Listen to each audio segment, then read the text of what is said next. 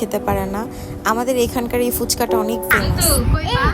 এই দেখো, ওয়াও সুন্দর। এটা কিন্তু 100%। এটা যখন আসে তখন এটা ছিল আমার তো ছিল 100%। কি বলো? এটা জুতা 100%।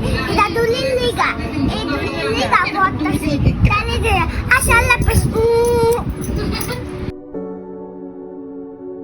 মা এভাবে আম খেতেই বেশি পছন্দ করে সেটা বলতেছিল, আর আম্মুটা দেখে আমারও খুব খেতে ইচ্ছে করলো। তারপরে এই যে আবার বান্ধবীদের ডেকে নিয়ে বসে পড়ছি, যারা অ্যাকচুয়ালি আমার খুব কাছের, ইভেন আমার খুবই খেয়াল রাখে।